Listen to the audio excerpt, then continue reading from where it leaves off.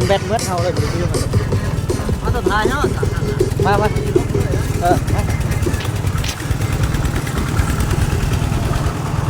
ขาดเด้อโอเคสบายดีเอาแบบงานหลังก่อนจะน้อยเดี๋ยวไปกินขาดไหมขากันเด้อเรามือดาสะพอนหนึ่งป่ะเนี่ยดึงออกแล้วไปใส่ก็ยืนถ่ายก็ได้เบอร์หนึ่งของมือส้นได้ไหมน้องคืองานหลังสะพอนไม่ขาดไหมต้องดำผมว่าเลยต้องเบิร์นออกลาไม่ได้ชอบท่านก็ไม่ได้ชอบไปเลยซ้อมสองมือต้นนางงามเนี่ยเอาอย่ากินกันขาดกับพ่อนะ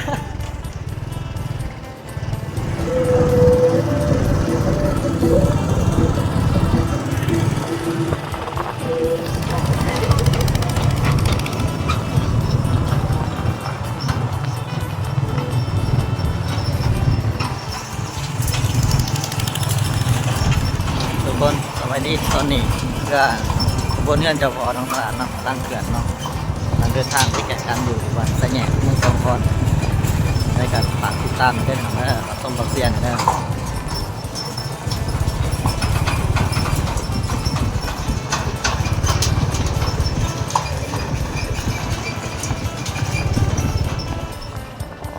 ปักทุ่งปักยังกับมีซีซันอยู่นะเวลาไปเนาะ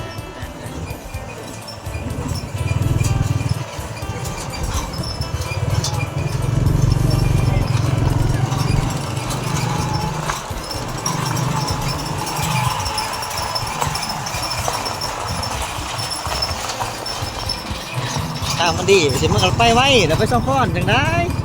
สดุมกูดุมแถวบ้านเอาไปสิ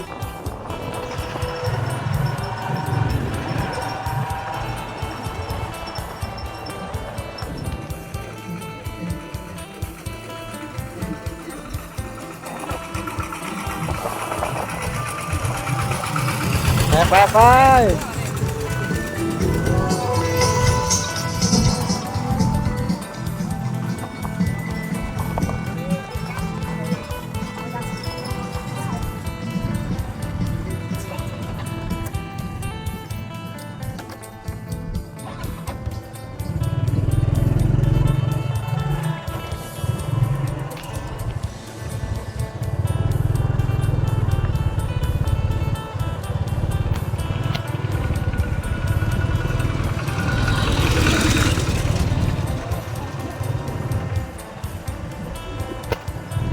ใช่พ่ายเด้ก็ได้เรื่องพ่ายว่าหรอเอาปั่นวะเอามือกักเอาวะมันก็จะมาท้าทายให้ได้หน่อย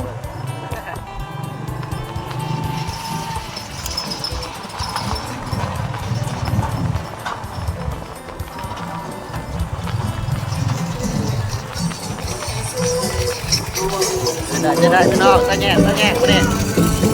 ตะแง่ต้องก่อนเนาะ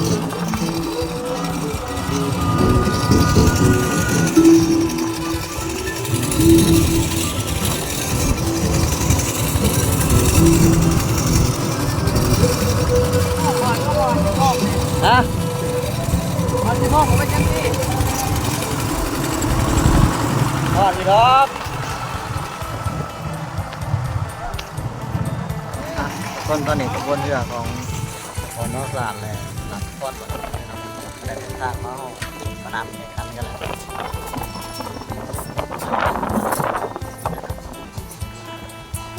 จะปักส่งกับเสียเดี๋ยวทุกคนนะจะดูรอได้เนี่ยเปล่าเอาขึ้นไปทั้งนั้นเลย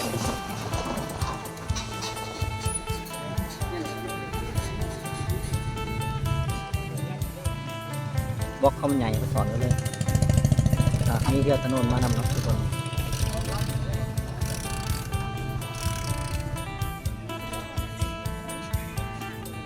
ทีมเรือเฉพาะบรรยากาศไม่หนักกำลังลงน้ำนะบ้านน้องบัวหลวงเมืองสนบุรี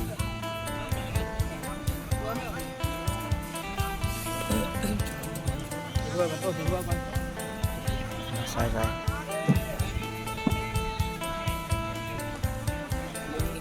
เขาคือบุกแจมนกกันแล้ว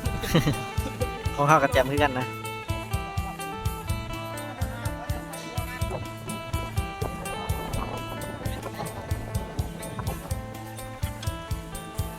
นี่คือทีม พื่อจะพอน้องสลากให้ทุกคน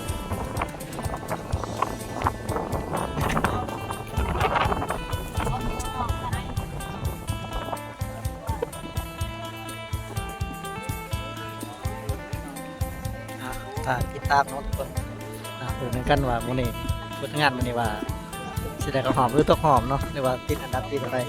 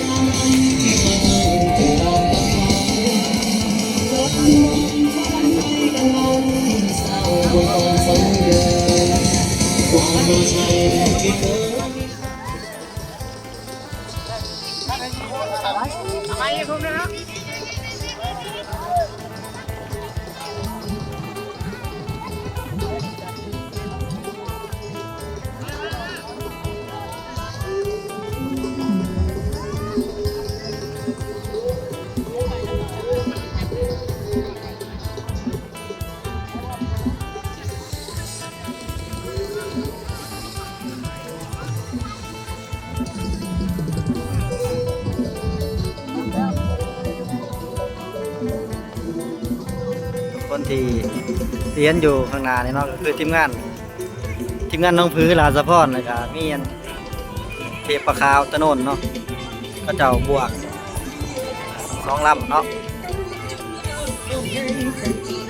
ตะโนนครับน้องพื้นไปหน่อยเลยก็จะสมัครมาเป็น2 ลำงานลาสะพอน1ลาสะพอน2เนาะทีมเพื่อนกำลังเปิดหน้าหนาวเนาะทุกคนเนาะกำลังเริ่มฝึกวอร์มร่างกายกับว่าแมนเนาะกำลังตีสร้างน้ำนองเนาะเพราะว่าเพื่อแต่ละลำแมนลงในไฟทุกลำทุกคน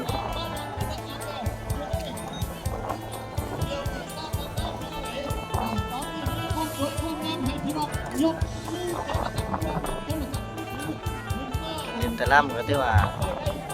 ใส่คนเต็มพิกัดทุกคนดูเรือ12 สีฝ่ายเนาะ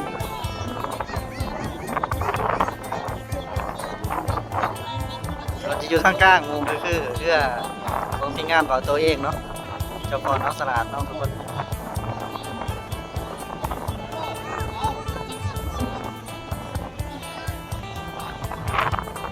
เราก็ไปก็เจอเทปมีไส้จากน้องพอดเนาะตอนนี้แต่เมื่อวาน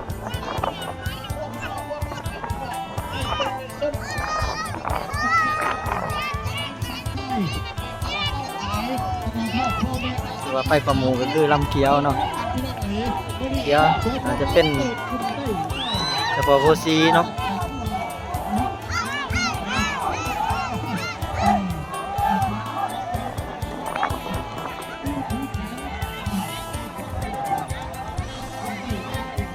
ส่วนลำที่อยู่ทางหลังสุดตอนนั้นอาจจะเป็น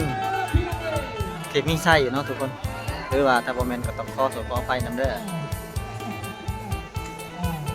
คือว่าบริเอาจริงเนาะที่ถือเป็นลองกันเล่นซื่อเนาะทุกคนเก็บคำฟอร์มเพื่อแต่ละเล่นแต่ละลำเราก็จะรู้คำฟอร์มใดนะในการให้เราถึงเดือน11บวงสรวงคงคาล่องลอยนาวาเรือดีเรือด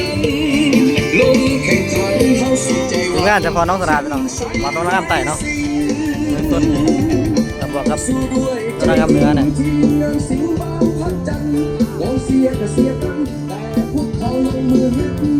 ตอนนี้ทีมเจ้าเพื่อแต่พอน้องสลากกำลังสีลงฝึกสอบเนาะพี่น้องเราจะลงวอร์มร่างกายเนาะส่วนทั้งนั้นกองปลาคำปิ้วมันเสงี่ยงเนาะปลาคำปิ้วมันเสงี่ยงกำลังลงคือกันเนาะปลาคำปิ้วก็เสือสีออกสีเหลืองๆจังหน่อยเนาะส่วนทีมเท่านั้นเองบันแล้วเป็นน้องฟื้นเนาะทีมน้องฟื้นทุกคนน้องฟื้นอยู่กับก้างสีเขียวเนาะ